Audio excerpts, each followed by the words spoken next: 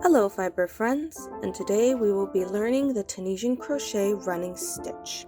And much like any fiber art, we will be starting with our slip knot, where you take your yarn and you'll flip it over itself until it creates this little X.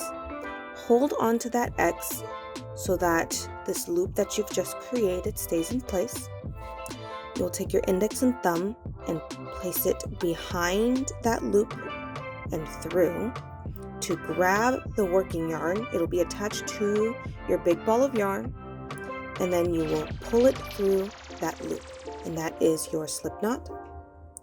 Today we will be using a 10mm Tunisian crochet hook, and that is just so that the stitches are easier to see. You place your hook right inside and pull that working yarn so that it tightens onto your hook. So this particular stitch, it requires multiples of 2. I do apologize, it's very windy in my home right now, and if you hear a lot of background bumps and such, it's just my home is old and it's very windy, so it's gonna be pretty loud. Okay, so this particular stitch is worked in multiples of 2, and then you will add 3 afterward. Now, I prefer to have an even number, but this seems to not like that. So anyone who only wants to work in even numbers, this is not the stitch for you. But if it doesn't necessarily matter, then however long you want it, as long as it's a multiple of 2, and then you add 3 afterward. So for this, it is, I usually want to work 10 stitches, but if we are going to add 3, we will make it 11, which will make it 8 stitches plus 3. So you're 2, 4, 6, 8, and then plus 3, 9, 10, 11. That is the closest to 10 that we're gonna get. You can do less, but I don't want to do less, so we're gonna be doing 11 stitches. So what we're going to do is we're going to make 11 chains. So with the crook of your hook right here, you will grab onto your working yarn and pull it through that loop, and that is your first chain. Now again, you will take your hook, and with the crook of that hook, catch onto that working yarn right there and pull it through the loop, and that is your second chain. And we are going to make 11 of these.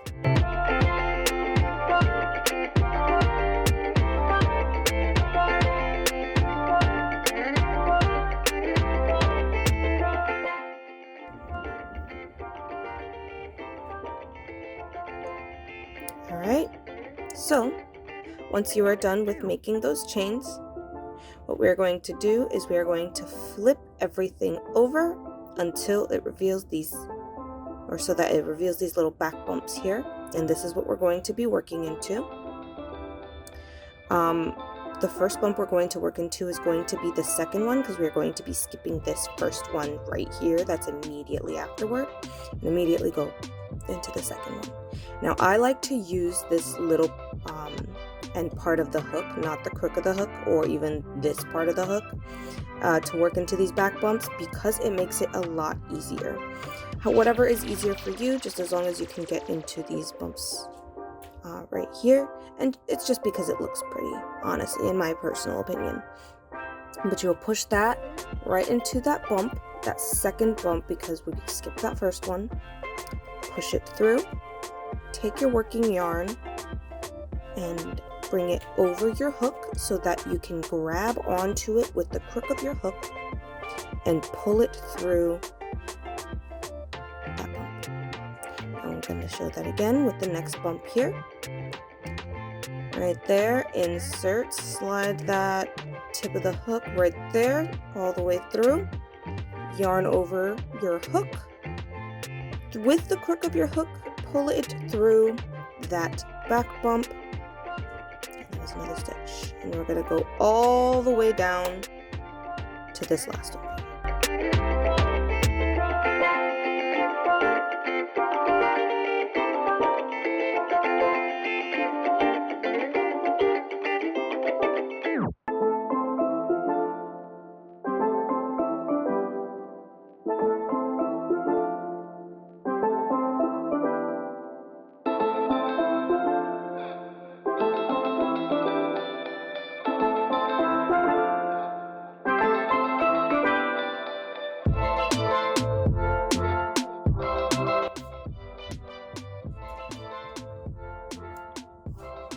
Okay, so this is about the time that you should probably be counting how many stitches you have on your hook, just to make sure that you have the exact amount of stitches that you wanted in the first place.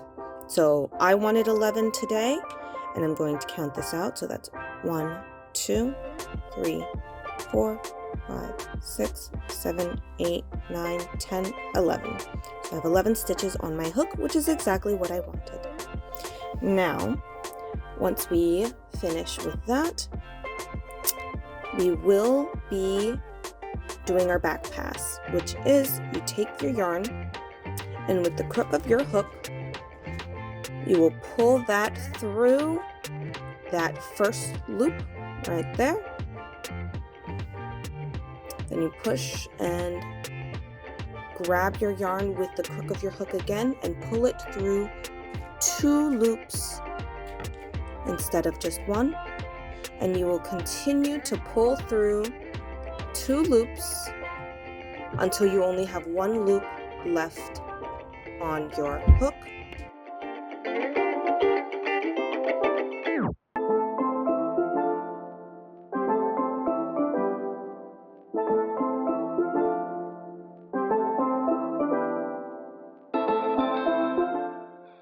Okay, so I'm going to show you something that you can do. It's completely optional. For this stitch, it does say that you can change the color for each row. It makes it look very pretty. You don't have to do it. You can still continue to work this project without changing the color. However, I'm going to show it with the color change. So this will be the second color we're using. It's this gorgeous yellow. Now with your second color, you will take that, pull it into with these last 2 loops, pull it through those last 2 loops. And that will be the start of your new color. And now we will be working basically the same as usual. Again, you don't have to do this color change, but if you want to, this is how you would do it. So with this, that row is done. Now to start this second row, we are going to skip this first loop right here because this loop counts as our first stitch. So what we're going to do is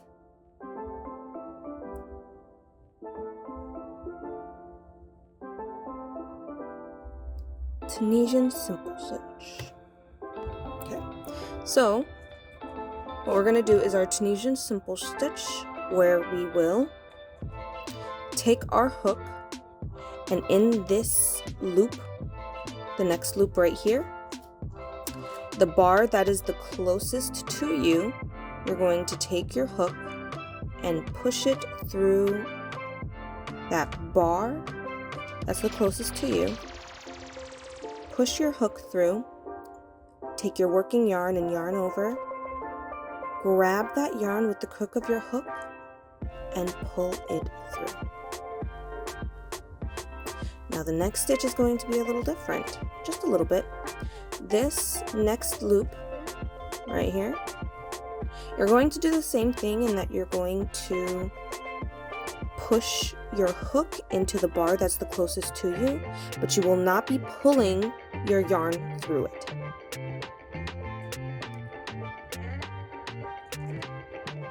And let me show that repeat again. In this next stitch, that loop, the bar that's closest to you, you will insert your hook into that bar, yarn over, grab that yarn with the crook of your hook and pull through. But the one right after that, yes, you will be inserting in the same manner. You find that loop, the bar that's closest to you, insert, but do not pull that yarn through. Now you're going to see that it's going to cause this kind of difference, like a different color and pattern, like it's going to be alternating. And we're going to do that all the way down to the end.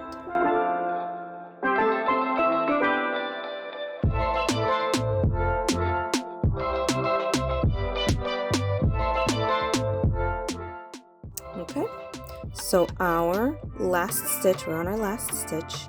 This is the end. That last little loop right here, you can see that it starts to form right here. It always looks a little funky just because it looks different than the rest of the loops, because it has this extra bar that goes onto the outside. What we're going to do is we're going to insert our hook in the middle of that loop with the 2 bars on the outermost side. So you push that through, yarn over, and pull up your yarn with the crook of your hook through the loop. Right here, and this is how it's going to look. You can tighten it if you color changed. Always try to make sure that this first stitch is tight before you weave in your ends later, because it's just going to hang out here for a little while. But once you're all finished, you can weave in the ends and that'll make it a little tighter as well. So what we're going to do is our back pass. We're going to take our yarn with the crook of our hook, pull through 1 loop, and then take the yarn with the crook of our hook again and pull through 2 loops all the way down.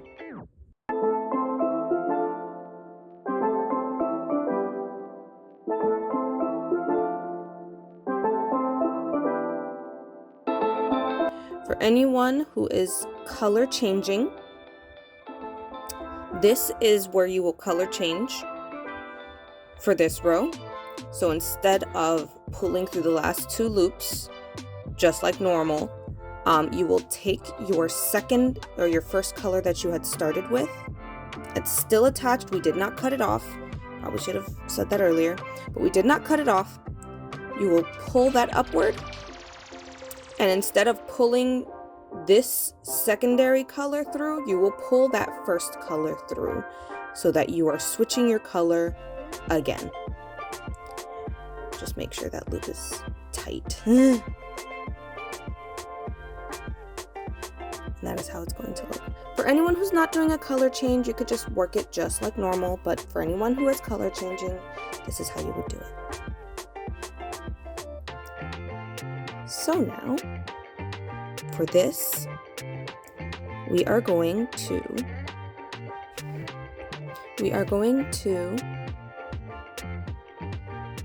skip this first loop, because obviously this loop on our hook counts as our first stitch. So we skip this first loop right here that is already coming out.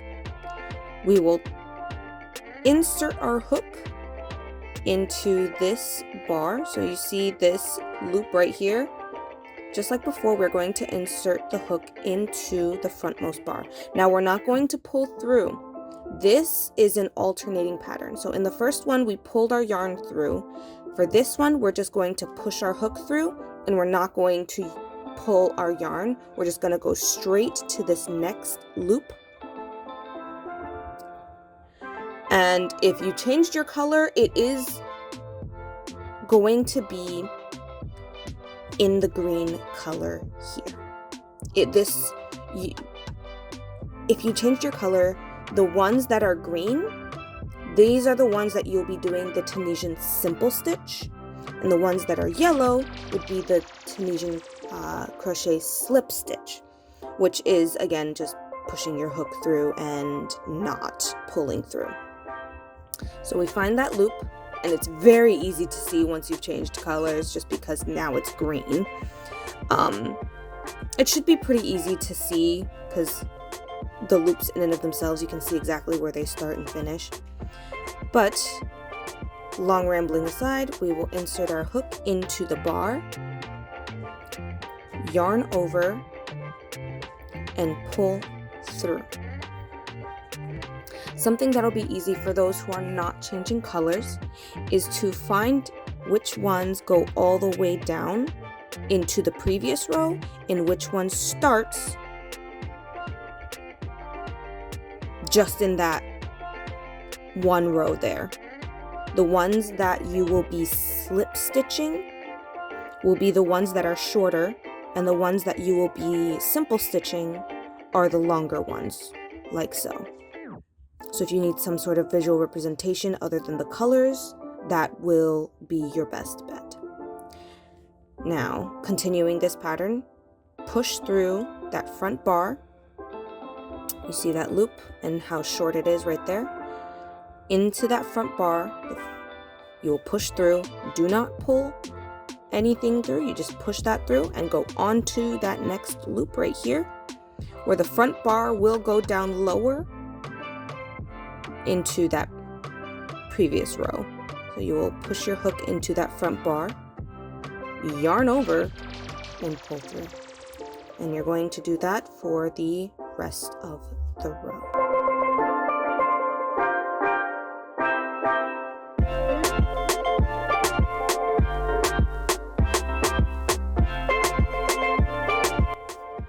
So we are at our last stitch, which is the ending stitch, which will always have that funky little look.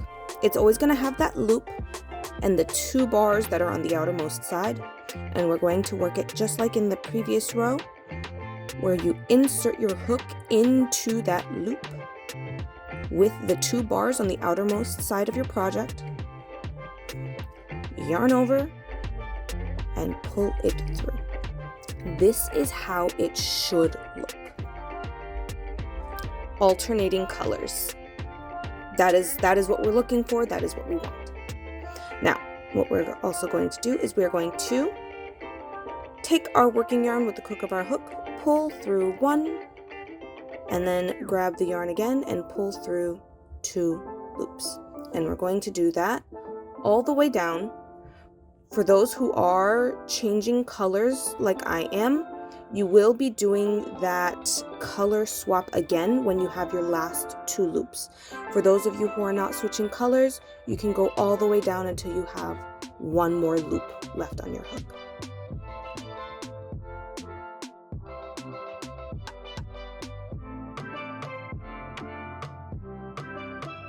So, because I am switching colors, I have two loops, and the best way to change your colors is you pull up. Basically, again, it's not cut off. We did not cut it off. It's still attached. You will be pulling up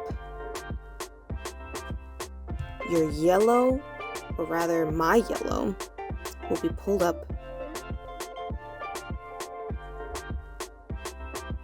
Your secondary color will be pulled up, and then you will pull it through those two,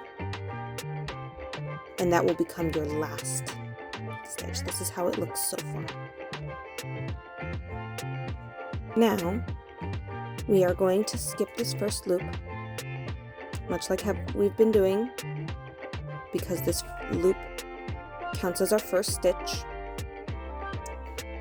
Now again, with alternating this, you can see how the stitch is longer versus this one that's shorter. The ones that are longer will be your slip stitches, or rather will be your simple stitches. Wow, I can't think right now. So these ones will be your simple stitches. The short ones will be your slip stitches. So what we're going to do is we are going to insert into that bar, that long bar right there, yarn over and pull through. The shorter one right here, again, the bar closest to you, insert, but you're gonna leave that in there. This bar is long. The one closest to you, you will insert, pull your yarn through. But that short one right next to it, that short bar closest to you, you will just insert it and leave it as that. Next bar. Right here, it is longer. Yarn over, pull through, and you're going to repeat this all the way down.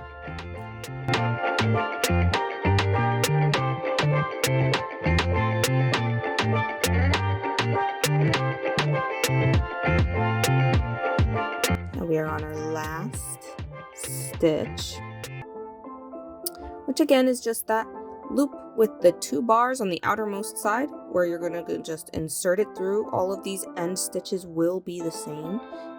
You insert it through that loop, both bars on the outermost part of your project, yarn over and pull through. Now I'm going to work more of this pattern off screen just so that you can see a more fuller version of this stitch.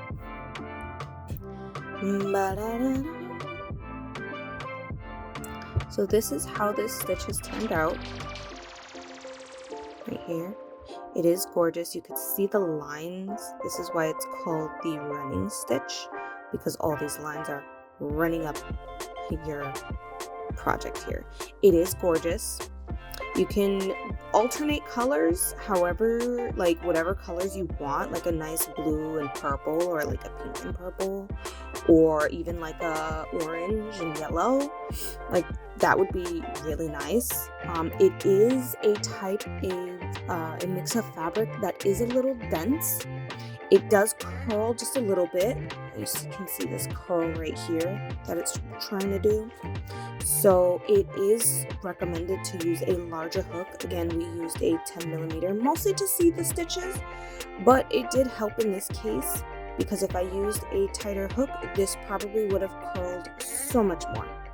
So just be wary of that whenever you are doing this. Definitely blocking. If you are able to do that, that would be great. But yeah, this is how the stitch is turning out. This would probably make a really good bag, honestly. Like a bag with this stitch would be pretty cute, actually. But yeah, I hope this was helpful and that this helps your endeavors in crafting. All right, happy crafting.